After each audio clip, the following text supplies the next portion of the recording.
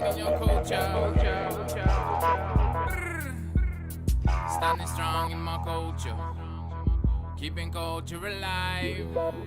Standing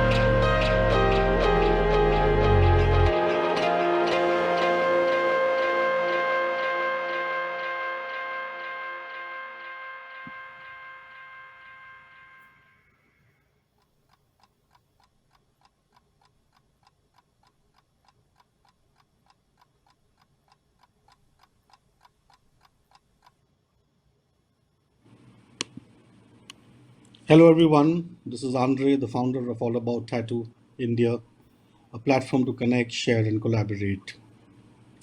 Thank you, Kisnuka, for the amazing video and track which you all just experienced.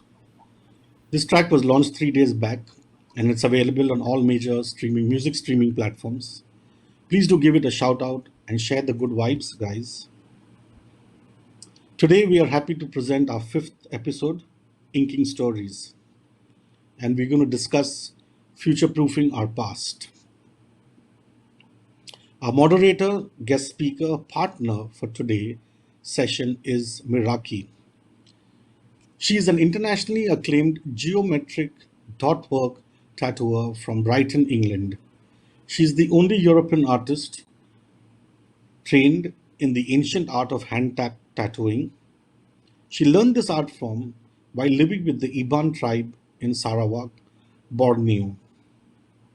Her research earned her a spot in lecturing at the New York Folk Art Society.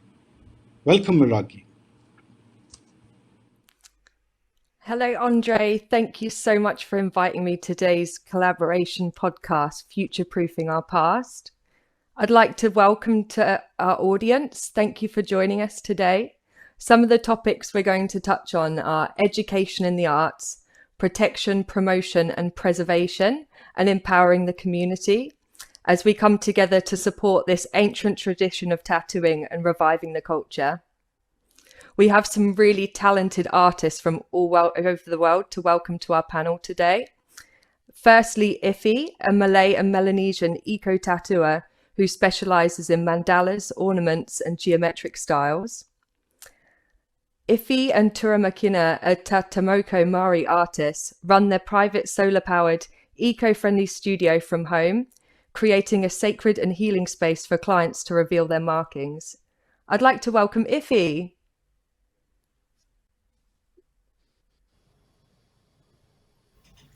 Hi, thank you for inviting me. I feel honoured to share this space with all of you and look forward to this afternoon brings. Thank you, Iffy. And our next speaker today is Mo Naga. I'm really fortunate to have visited Mo Naga's studio 5 years ago in Delhi, where I had the honour for him to share with me some information about his culture and his artwork. So Mo Naga's been tattooing from New Delhi, Bangalore, Mumbai, and Goa, and he's created the Tattoo Village in Manipur.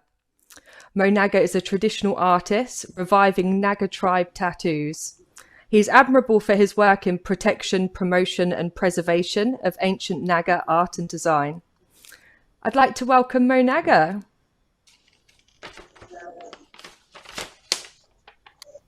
Hi, Miraki. Thank you. I'm really excited to be here with all of you. It's great to see you again. Thank you, Mo. Our next speaker to introduce is Peter Elers in Australia. Peter's the owner of Semaphore Ink in Adelaide. He's a practitioner of traditional Maori Tomoko and mixed Polynesian tattooing. Peter's Maori and born in New Zealand. He left when he was 21 and has been living in Australia for 27 years. He's been married for 19 years and has 5 teenagers with his wife Shah, who's also Maori. Being a Christian, he found that his journey in tattooing has been conflicting at times for both Christians and non-Christians. He believes that his faith has blessed him with rich culture and precious learnings which guide his practice of tattooing. Hello, Peter. Kia ora koutou. Really blessed to be here. Thank you so much. Thank you for joining us, Peter. Our final speaker to introduce is Yasir. Yasir is a tattooer based at a private tattoo studio in London. He creates mostly folk art and tribal-inspired tattoos. He was born in Oxford and grew up between Oxford and Lahore. And Yasir has been tattooing for 8 years all over the world. Welcome, Yasir. Hello, everyone. Thank you so much for the invitation, and I'm really excited to share this space with you all and excited of this discussion here to come. Thank you, Miraki. Great. Thank you, Yasir. And thank you to all the speakers for joining us today on episode 5 of Inking Stories. Welcome to All About Tattoo India. I'm honoured to collaborate on this podcast, and I'll also be sharing this on my YouTube and IGTV. Let's begin the discussion today with Mo.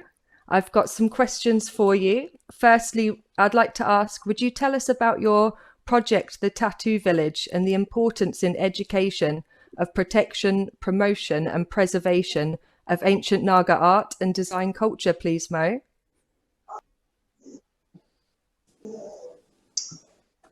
Oh yeah, Miraki, the Tattoo Village is a concept village that I had envisioned it 10 years ago, and because in India we have big, diverse tattoo tradition, and we don't have a space for tattoo in our art and culture, unfortunately. And I always felt that there was a need for a place where we can share the knowledge of tattoo culture, a place where we can practice, a place where we can take it forward. And since the system, the government or art and culture department, in fact, altogether, when we look at it, it needed a place, and that was my vision, and I'm working on it. The Tattoo Village is a center for art and design culture of the tribal people. I am also growing something I call the village, tattoo garden. Sorry, the tattoo garden has different plants that are used in the traditional tattooing by different tribes across Northeast India. Yeah, I hope to have this place ready and start inviting people, exchange knowledge, collaborate. Through this, I hope to inspire more communities to look into their own tattoo tradition and try to salvage whatever salvage and bring it together, take it forward. That's fantastic. I really love the idea of creating that space to honor the history and the artwork and to be able to grow all of the tools and have that 100% organic. That's really quite unique and special. What was your inspiration behind taking up the pursuit of returning to your roots and making active efforts towards preserving your culture and creating a space for it to flourish? I have been always intrigued by our cultural expressions from a very young child, maybe because I'm from a family where elders have constantly worked for the preservation of literature or tradition, different aspect of our uh, culture. And I went to study design uh, with the idea of contributing to our culture through art and design. And while I was studying, I stumbled upon tattoo, and soon I realized that there was really nothing much that was being done about tattoo. Different aspects of our culture, like textiles or carvings or folk tales, flowers, and pottery, all those have find their place in the list of art and culture. And there is a lot of effort that is being put in from the central government, state government, NGOs, and artists and designers. But uh, I saw that tattoo was something that nobody, especially back in around 2007 and 8, and that sparked something in me because I was already tattooing for 3.5 years, and with this new discovery of traditional tattoo sparked curiosity, and since then I've been exploring, researching, and the more I go into it, the more I realize how important and how significant it is. Because without this, our cultural identity will not be complete. It will not be fully it's not understandable. And I have reached a point in my journey where tattooing is not just about tattoos anymore. It's a lot more than uh, just the process of tattooing or the meanings of the tattoos, but it is all entangled. It is a part of the whole wholesome expression of our people. Uh, yeah, so culture has always inspired me. Community has always inspired me, and I have always been very close with nature, and somehow it all come together. And I saw the path through tattoos when I first came across uh, the fact that we have such rich tradition. Nobody taught us. I did not know till that time about our own tattoos. So it all happened accidentally, and this is a journey which I never chose, which I had no idea about. It's just been taking me, and I have just learned to flow with it. And I'm just doing whatever is required, whatever is needed according to the space and time to keep the knowledge, acquire them, collect them, save them for the future, because right now our people may not really realize how important this art, this expression through the tattoo is, but eventually I really believe that it will rise again, and we will be able to re-establish our connection and revive our aesthetics and ancient knowledge. And tattoo seems to be the right name for me. Brilliant. Yeah, you're doing so much to work towards that preservation, and I think it's so important to document the tattoo tradition so that the next generation, they understand these traditions and can continue that. So well done. And what's your plans for the future, Mo? Where's the future of tattooing with the Naga style? Yeah, so it's actually very difficult and very tricky road that I have taken, because if we try to understand, there is the term Naga tattoo itself is something that I have coined. It really doesn't exist Okay. before that. We have so many different tribes with different tattoos and different expressions, but the term Naga itself is very vague. And what is Naga tattoo then, right? So the Naga tattoo that I'm doing is something that I share with the world, but the traditional tattoos that belongs to the tribes are for them. So I have to really study, understand different aspects of our culture, our expression, language, to bring and create this art form, keeping intact the aesthetics and its values. So that is another reason why I also refrain from talking much about things and the significance behind tattoos, because a lot of the work that I'm doing cannot be found anywhere, at least at this very moment. It's not written, it's not recorded, it's not written in any books. And so my job as a promoter uh, automatically also I take up the role of protection. So because I play both the role of promoting and protection, uh, a lot a lot of what people see and why people come to me should be coming through aesthetics and uh, through their understanding of how the tattoos that I'm doing are about nature. Uh, but everybody who comes to get a tattoo have no idea what is it that they're going to receive, neither do I know. So we go through a long consultation. So at this moment, every tattoo that I'm doing is like my journal. Uh, it is something that is going to make sense later in the future.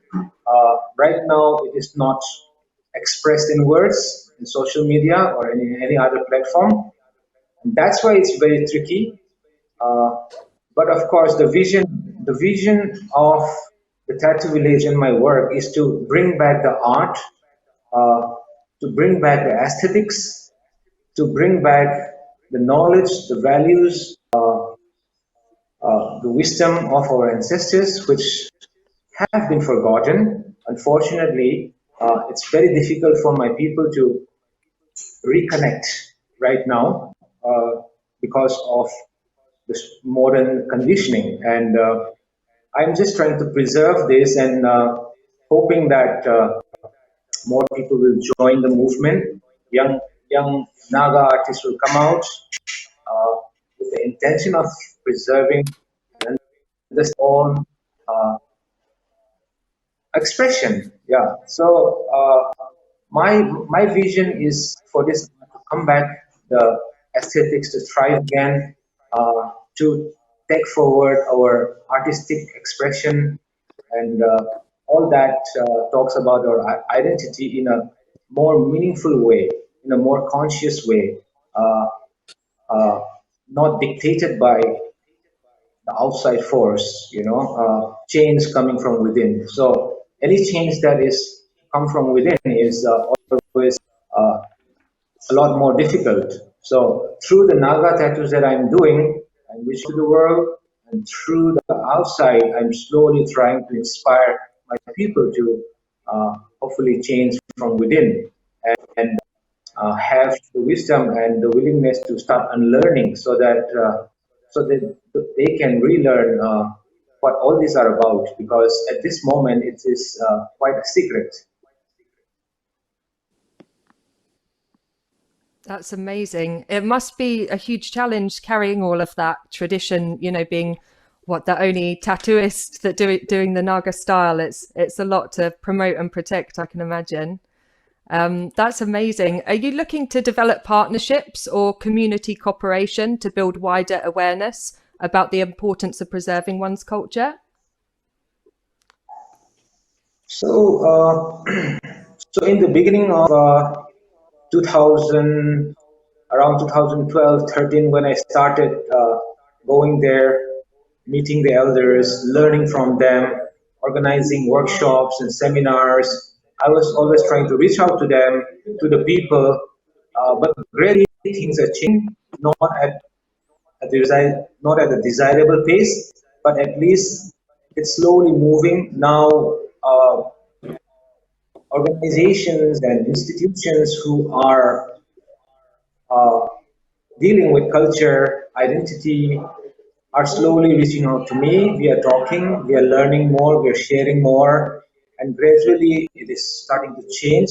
But at this moment, it is still quite difficult because uh, the very fact of me trying to build this tattoo village is being met with resistance from my own people, through the church. So Wow. we have a very strong influence of church in our community, and the understanding and the preaching of Christianity seems to be a little more orthodox out there, and there's a lot to deal. Like officially, the community may not come out right now, but at the individual level, there is it's reaching and it's affecting, and the right people are joining, and people uh, who can help push this movement forward are coming together. So I'm not in a hurry. It will take its time, and all I can do is keep doing and keep sharing and keep trying. So right now, all my effort is into collaboration and trying to get communities involved. Uh, it will take some time. Wow, such great work, Mo. Well done for continuing that and doing so much promotion and trying to include everyone from the community. It's just amazing. Yeah, I'd love to come and visit the Tattoo Village one day and help you do some fundraising. Anything we can do to collaborate from England, we're more than happy to help. Thank you. Thank you. Thank you for sharing all of your knowledge and your unique story with us. So Thank our you. next questions will be moving on to Peter. So Peter, I have some big questions for you as well. What was your inspiration behind taking up the pursuit of returning to your roots and making active efforts towards preserving your culture in these modern times? Thank you for your questions. Thank you, Mo. Beautiful sharing. My first initial inspiration came from visiting my family's marae, our meeting place, and having someone explain the stories of our culture and our art forms that were adorning the houses, but also hearing them say to me as a young teenager, "You belong here." And for me, those words, "you belong," just unearthed the seeds of creativity in me. And seeing all the carvings and knowing that I was personally connected through our ancestors really was a massive inspiration. Um, and returning to my roots, the second place we went to was the Urupa, which is a cemetery where our ancestors lay, my grandparents, aunties, uncles. Might sound like a strange place to go and return to your roots, but they are my roots. I'm only here because of them. So I go back to those places and pay homage to my grandparents who have passed away, my aunties, my uncles, and my whakapapa is in that place, my genealogy. So when I look around and see all the family names, I see that I'm more than just myself. I am connected to a wider community and I belong. Moving forward, keeping active efforts in learning about my own iwi, my own tribe, Ngāti Kahungunu on the east coast of the North Island, and understanding stories behind our iwi and our people, and then being able to share the small things that I've been able to keep in my mind and in my heart. Moving forward culturally in these modern times is obviously using all the social media now because we're also geographically challenged. I can't just get on my skateboard and go around to Effie's place and hang out with two. We've actually got to do this. We've got to utilize this technology to tell one another's stories, to connect, to meet new people like yourselves, which I'm truly blessed. Thank you so much for inviting me. Yeah. That's amazing. That's a great place to take your inspiration from. And I can imagine having that sort of sense of belonging must be a really great way to connect with your ancestors as well. What has your experience of this exploration and the challenges you've faced in this modern world? It's been an amazing and rewarding experience and exploration, especially connecting through family and living in Australia and traveling this whole country here, and there's family dotted everywhere. You just mention a family name from your area and all of a sudden someone pops up. I've never met them before, but we've got the same family connections. So those explorations of travel and everything like that. The challenges again is the distance between artists. I like to have a cup of tea or a coffee and a handshake and a hungi or a hug with my like-minded friends and family. And without being too greedy, I like to feed off their energy and off their creativity, because then I come back home and I feel renewed. And then I can pass that renewance, that awakening onto my clients and my family here in Adelaide. Oh, that's brilliant. I'm glad that we can connect and share this way. But yeah, I can imagine, not being able to meet people at conventions, give your friends a hug and share and connect with our artwork. It's a big challenge, but digital media is really seeing us through at the minute. Would you like to share some key learnings with others who might be interested in pursuing such an initiative? If you're really committed and it's something that you want to do with all your heart, stay committed, just stay and listen to people like great artists and pioneers of our industry across the world. Listen and learn and apply. Um, just be grateful that you get to encounter artists like yourselves, and what you have to share is just amazing. So anyone looking to pursue a career in the cultural art forms, any disciplines, get around like-minded artists that have been in the industry, that have gotten their hands dirty, and clawed their way through all sorts of challenges, but they're still here today, and they're shining bright. So they're out there like yourselves. You're out there shining bright in your communities, in your art forms, in your practices. Just find the light.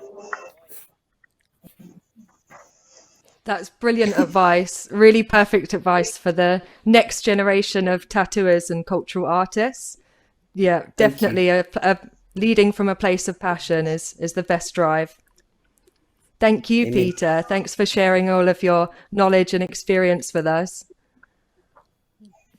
Thank you. So our next speaker to invite to the panel is Yasir. I have a few questions. So what's your inspiration behind taking up the traditional, tribal and folk art form, please, Yasir?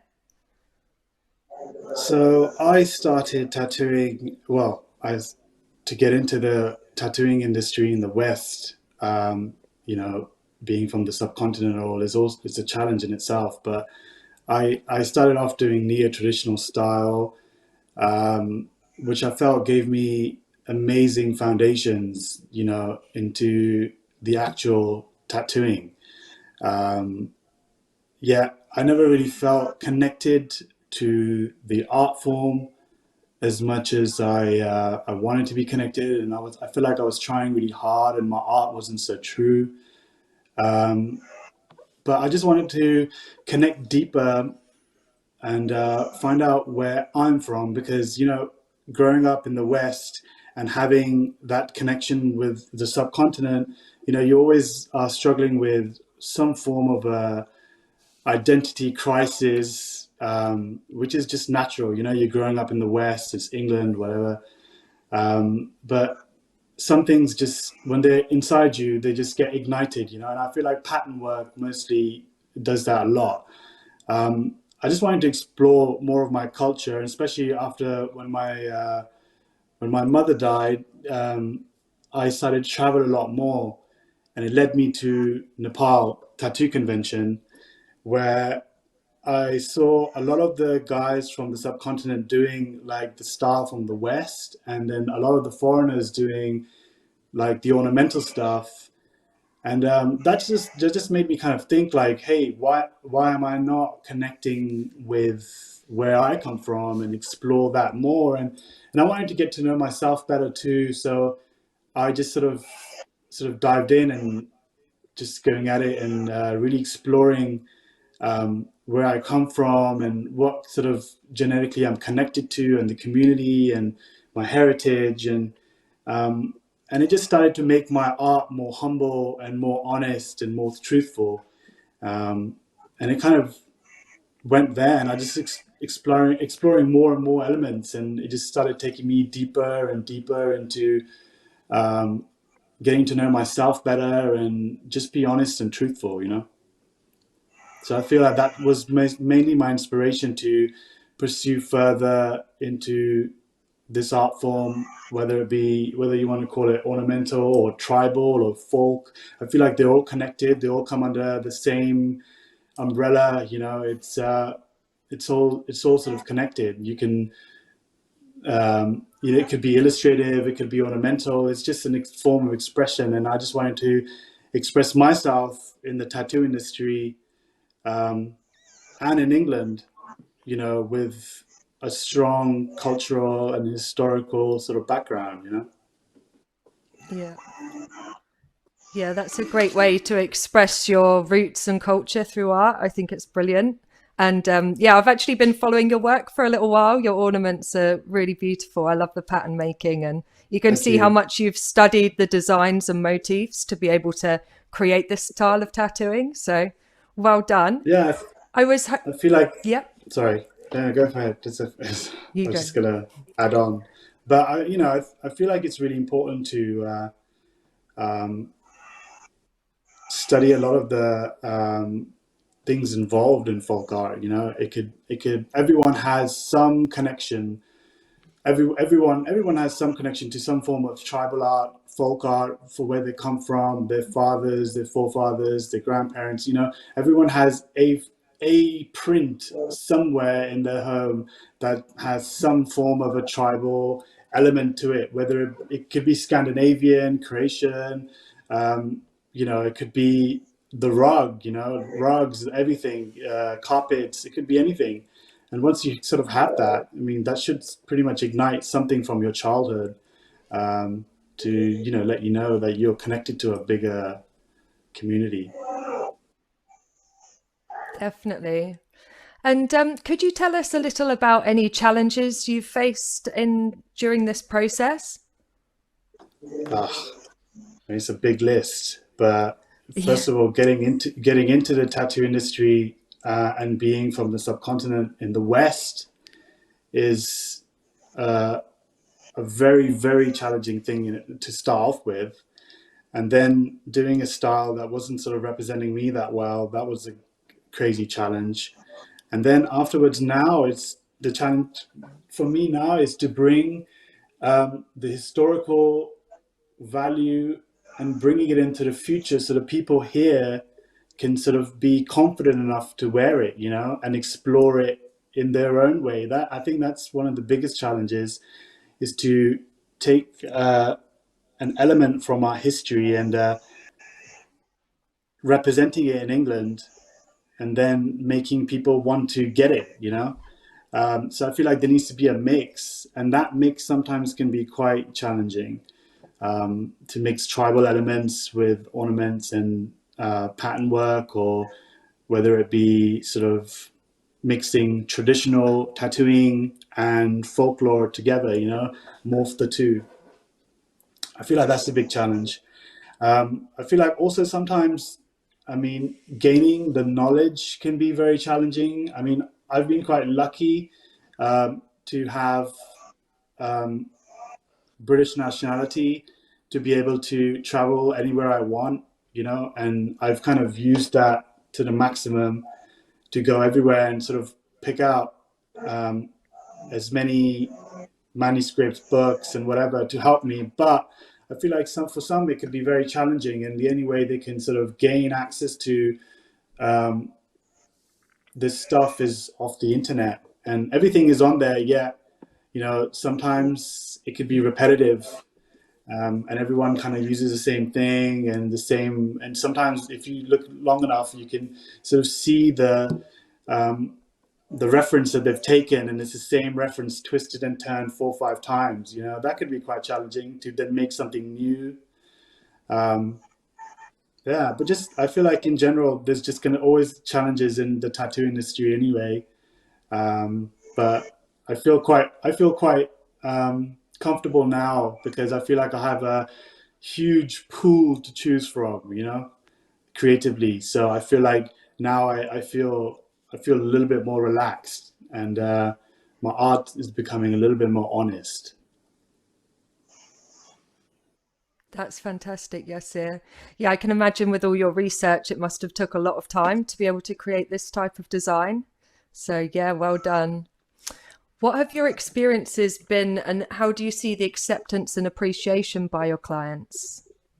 I mean, um, I'm not alone. There's a lot of people from the subcontinent that have been growing up in the UK or other countries, and um, they now have someone that they can sort of go to and get something a little bit authentic, with the right knowledge, perhaps, or um, with just the right background. And I feel like that empowers the movement, and hopefully influences a lot of people from the subcontinent to push the same thing, just like Mo's doing.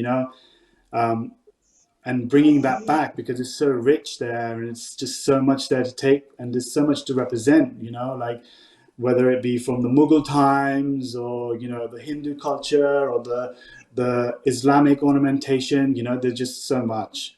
And if talking about tribal, now we've got all these guys, the Borneo stuff, and Iffy and Peter. I mean, it's so amazing to be able to connect now and hopefully in the future make that connection, and mix all these elements together and make more beautiful art. That's what the key thing is here anyway. That's fantastic. Oh, thank you for sharing that with us, Yasir. Cool, I'm no going worries. to bring our next speaker in. Welcome, Iffy. Iffy, would you be able to tell us a little bit about sacred geometry, marking of mandalas, and the healing it brings to one as a marking? Yeah, sure. So, sacred geometry, it is the blueprint of all creation. So, it's a grid work of intentional patterns, which really is the basis of where symbols from all cultures merge. So, the symbols are a direct conduit to source, whatever that might be for you. Some that might be Allah, some might be Jesus. But it amplifies our connection to spirit, nonetheless. So these symbols, as these symbols transmit frequencies, and these frequencies are energy codes that assist in our healing. They can activate, heal, awaken, transform. They're powerful in other words. It's also like evident, everywhere we look. Like it's in our plants, the solar system, the way our bodies are formed, but also in physical buildings, such as cathedrals and temples and pyramids all over the world, are built based on sacred geometry principles, because of their high vibrational frequencies that they emit. So looking at that, markings one skin with these symbols based around sacred geometry assists in cleansing your emotional body and also empowering true divine identity. So these markings are, divine symbols connected to your DNA strands. So symbols like found in indigenous cultures like mine, like the Māori, like Polynesians, are all based from the very essence of creation. And that blueprint that we choose to embody in our skins holds the same principle that sacred buildings like temples embody. So like you look all around the world, temples and churches and mosques and they're all highly decorated, and just like our bodies, which are our ultimate temples, we can decorate it the same way. So it empowers our sense of identity, as a human being, as a spiritual consciousness, but also as a cultural sovereign being. You're basically saying, I know who I am. And there's so much power, sacred power in knowing that. Like Peter was saying, when you know who your ancestors are, you know where they come from, you know where you come from, and in order to move forward in life, knowing who you are can be very helpful and very powerful, and not just for yourself, but being an inspiration for others around you. Yeah. That's fantastic. What strong intentions to be setting with your client and with yourself. That must be really powerful work day in, day out, and I can imagine quite transformative for the client.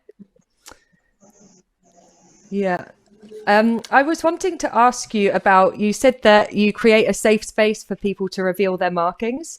I thought that's really nice because everyone's got, tattoos from different places for different reasons, and it can be quite an intimate exchange. So I thought that was a really great ethos behind your studio. Would you please tell us a little more about that?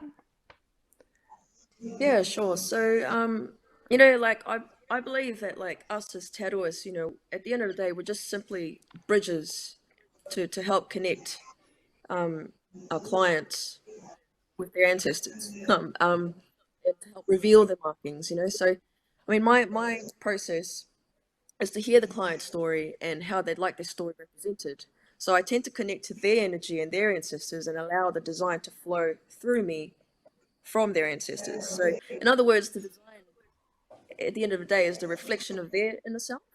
And because of the significance of this work, I find it of great importance to create a space where clients feel safe to share their story with me.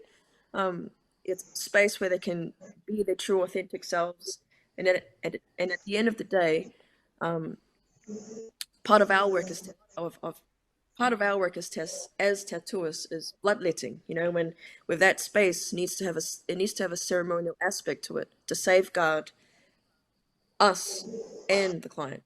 So for my husband and I, the space that we've created, for us, space management is crucial, not just in our physical tattooing space, but also our mental and emotional space as tattooists, like creating rituals around our everyday life, like preparing our emotional space and our mental space before we even greet our client. I think that's important, because at the end of the day, we're bringing our energies, and we don't want to be infusing that in the work that we're outputting with them, because although it is a reflection of their inner self, in other ways, the work is also an extension of us. So it's important to keep that space safe at all times. So yeah, for us, it's more important to manage the space and respect the space before all else. It's pretty much like, when with the tools that you're working with, whether it be tattoo machines or if it's hand poking tools, it's respecting those tools as well, because they are they're the channel that brings it through, and so as part of respecting the space that you're in, it's also about respecting the tools and awakening it as well, and kind of like talking to it, like when you talk to your plants and stuff like that, it's like talking to it, say, hey, today's going to be a great day. We're going to be creating magic. Yeah. That's really powerful work and a really holistic approach to tattooing. So that's, again, really unique. And I like the way that you run your studio. You said that it's a eco studio, solar powered, vegan inks and biodegradable and sustainable supplies. Would you be able to recommend to others how they can make their own studio as sustainable? Yeah. So I think the first step is to recognize that there needs to be change in the suppliers and the tools that we use, or wanting to make change. Like as a lot of us do know, the usage of plastic use in studios is horrendous, and obviously it's all one use, one client per use. So it's about wanting to make that change, and it could be as something as really simple as like wash cups, like rather than buying plastic ones, choose a more biodegradable alternative that could be like paper cups. That's one example. There's actually a lot more tattoo supply businesses around the world now that actually offer eco tattoo supplies alternatives. So you can always go down that route, or like I said, just look for biodegradable alternatives from, like at the moment for us, everything that we use is biodegradable except for tattoo needles. That's really something that's hard to come by, and but everything else can be accounted for. And yeah, so it's not that hard. It's just literally the magic of Google. That's it. Yeah, each action is a vote in itself, isn't it? Each purchase really is asking for what we want to be produced in our futures.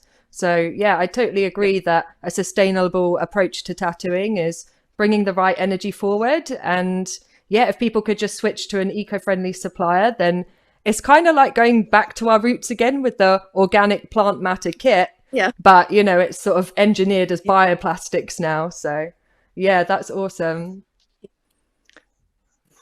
And you have solar power at your studio as well. Have you fitted panels there and you run totally from solar? Yeah. So, well, when we built our home, we built our studio with it as well. So we've been fortunate enough to have our own say, you know. So we did install solar panels, and I don't really know that many other studios that are solar powered, but you know, it's a bit of a flex, really. But That's yeah, I mean, you know, our machines do run on batteries, but it is, you know, when we do have to charge it, obviously it's powered by the sun, our lighting. So yeah, it's awesome. amazing. Well done.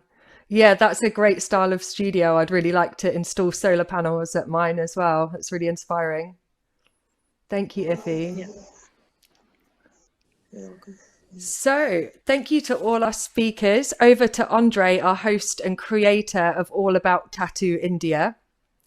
Andre Tolley, the founder of All About Tattoo, is working to empower the community and working to reclaim and revive traditional tattooing in India and beyond. Standing strong in our culture and keeping culture alive is his vibe and mantra. And he's also the partner of Heartwork International Tattoo Festival. So I'd like to bring in Andre. Thank you, everybody. It was a great session. While I introduced our moderator, I did not, I left a certain portion, a very important portion, but an exciting portion out. And I thought we'll bring that on now. And we want to talk about her research and the hard work she's put into a book that's going to be published. It's in the publishers right now. It's going to come out early next year. Do look out for it. The book is called Ancient Tattoo Revival, a global journey into contemporary tribal tattoo culture.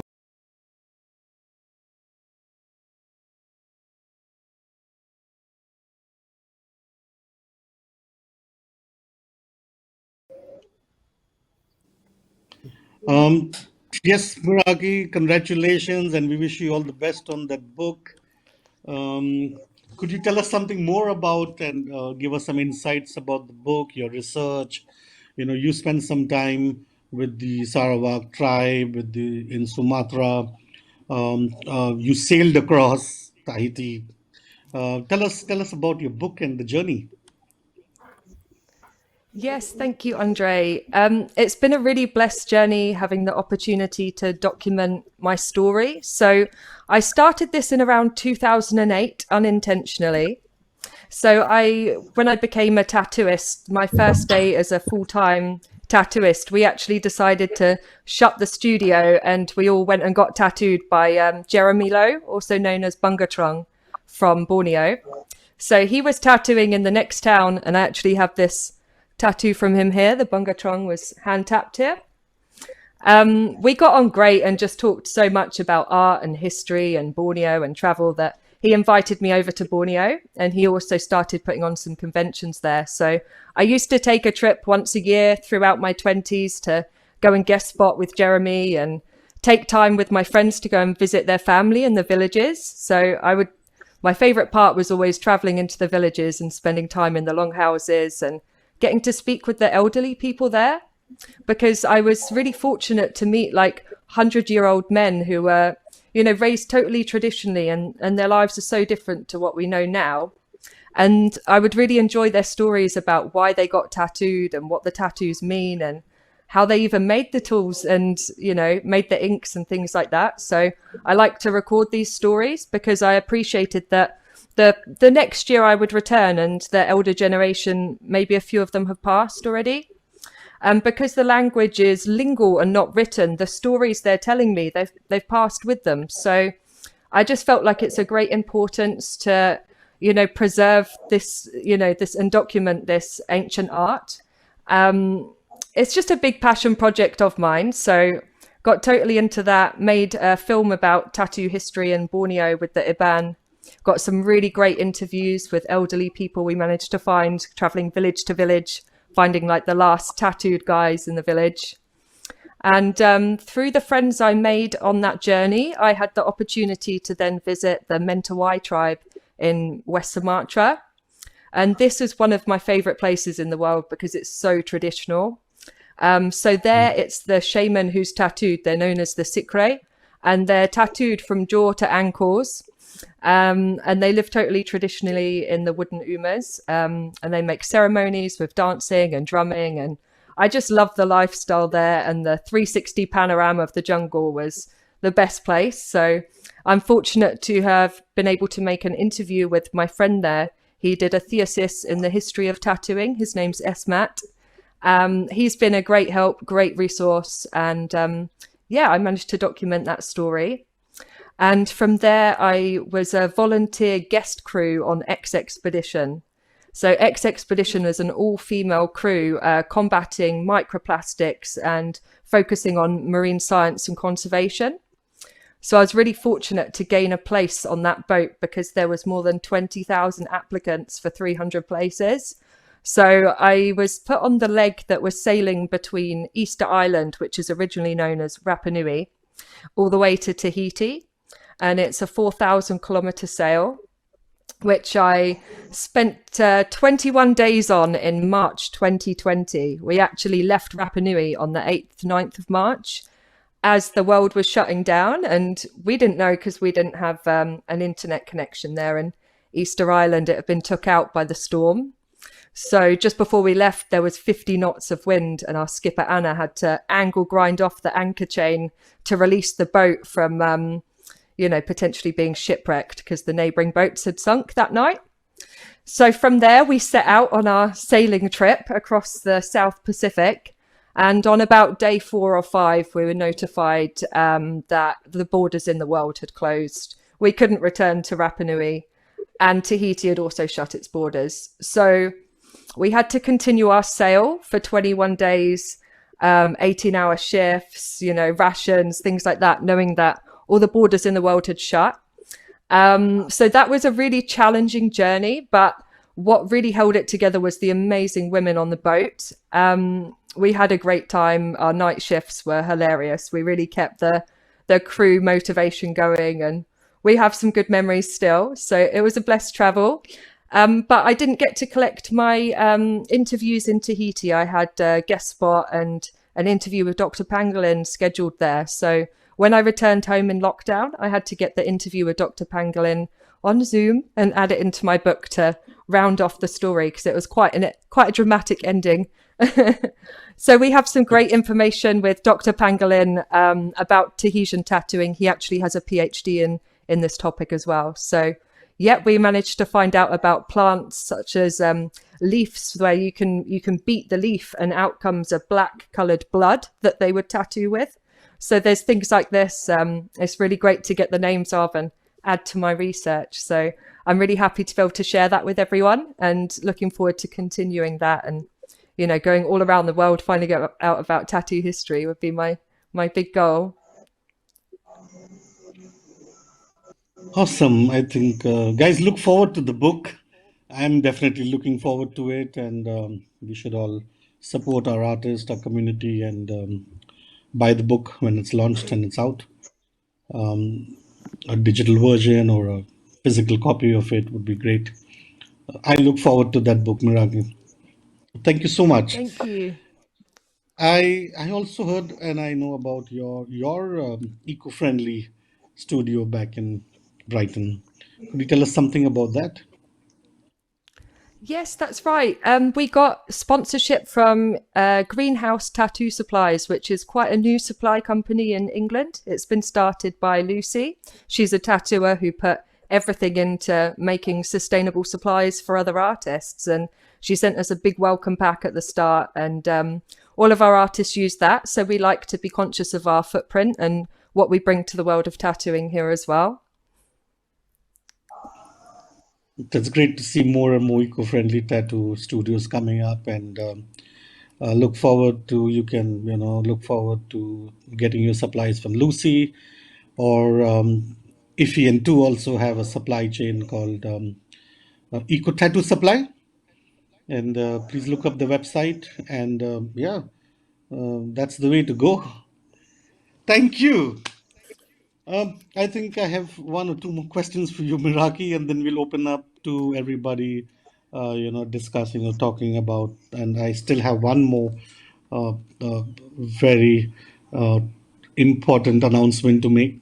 But tell us about your journey, and more on the spiritual side of what did you feel when you kind of took up the journey to visit the Iban, Sarawak, Borneo, you know, tribe and your journey there. Yes, of course.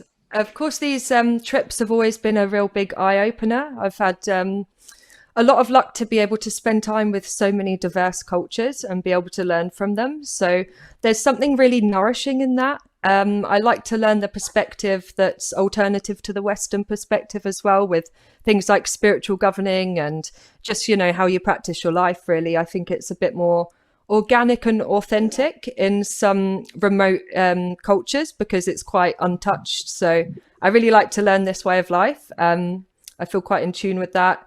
And I feel like documenting this work and sort of sharing it and just being part of the connection is my divine path, because it's always been my determination and passion project. And my view hasn't really changed from that. So I know this is my path, and the more energy you put to it, the more blessings you get, like being able to connect with a whole panel of artists and make these kind of discussions. So for me, it's really fulfilling. Good to know. My last question to you would be, how do you? And this is to the young tattooers and our, our tattoo community. Yes, there is a work-life balance, that you've got to keep. And how do you balance? And what's your mantra? And what's your advice to the young tattooers that you've got to maintain clients, design, work flow, and busy schedules, while you also take out time, which is a lot of time consuming to do research. So how do you balance that, and what do you have to tell our young tattooers going forward? How do you balance, how should they balance their work life and the importance of research? Yeah, I think that's a good point, because so much of the tattoo industry is online now. And so many people's inspirations come from things they see in Instagram, Facebook, stuff like that. And just the internet in general. Obviously, it's a great platform for us all to share and connect.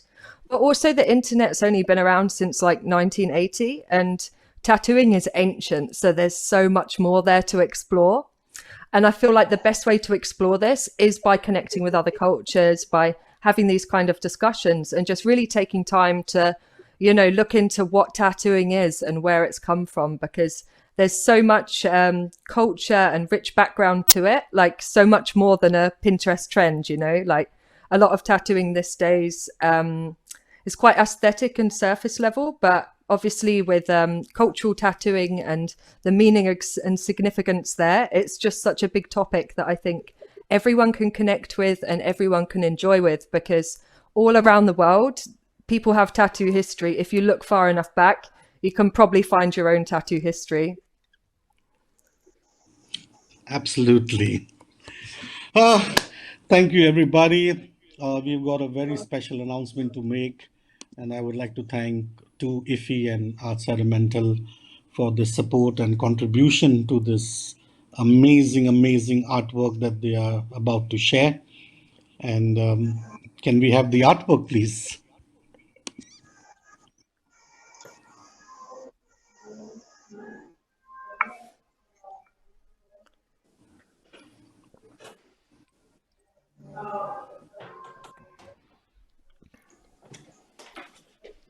Can we have two? My mentor, my elder brother, he's also designed and collaborated with young Indian artist Nigel to create our logo at All About Tattoo. And he's always guiding me and mentoring me on this journey. And we would like, so this artwork is get it's up for sale. So please everybody support us and buy this artwork, and 100% of the proceeds go to our brother Mo and the Tattoo Village in in whatever way we can support his project.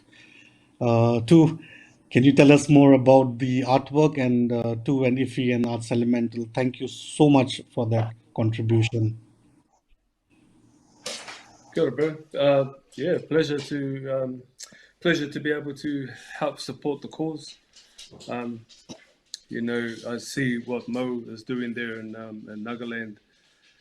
Our people have kind of been at that stage like 25, 30 years ago, I guess. We were just, our poem was just kicking off. So really know what that's like to be trying to revive something from the ancient past into the modern world. It's going to be a long, tough journey for you there, Mo, for sure. The image that I painted is an image of Rangi and Papa. Rangi and Papa are Sky Father and Earth Mother. So this comes from our creation stories. And before the creation of the world, they were in a close embrace. There was no atmosphere on the planet, basically. And they had a lot of children, all the elemental powers around the planet, the oceans, the winds, the trees, the animals, all of these were considered to be their children. And the children were living in this tight embrace of Rangi and Papa. They called it Noho Tatapu, and it just means a real space, really uncomfortable, not much room to move, not much room to flourish. And so they decided to debate amongst themselves about how they could create space for life. And so they decided to separate the parents. So this image is just that moment when they're about to be separated from each other so that everything else can flourish. I just thought it was a bit appropriate to give this image in the sense that for Mo there in Nagaland, he's just coming to that space where, the tattoo revival there can potentially flourish. So, yeah, I think that's probably it in a nutshell. That was such a great session, guys. Thank you so much for sharing your journey and your experiences on our platform today. Thank you, Mo, Miraki, Ifi, Peter, and Yasir. Thank you to our tribe, our audience, for tuning in and supporting us. It does mean the world to us, guys. A very special thank you to Kisnuka for yet another beautiful, soul-touching track, Dakini. Please give it a listen and support our artist. Stu, my brother, thank you so much for your support and giving us the permission to use your track Culture. To Iffy, Arts Elemental, thank you for sponsoring this amazing artwork and supporting Mo's project, the Tattoo Village. 100% of the proceeds go to the development of the Tattoo Village and to Mo's project. Details will be on All About Tattoo on all our social media handles. Please do follow us and support our community and buy this artwork. Nipun, my brother, Shop Entertainment, and our team backend, thank you for a beautiful event. Do keep supporting us, and we promise to bring you more and more interesting sessions on inking stories. May ink be with us forever. Thank you, guys. Stay safe.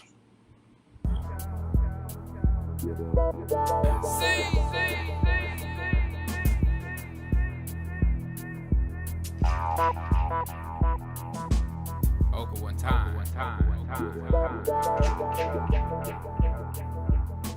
Easy now.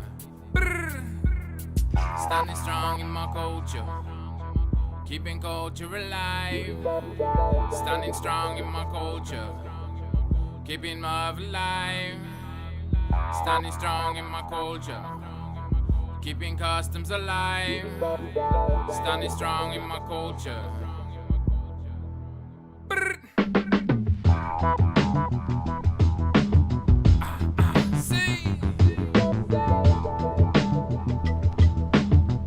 standing strong.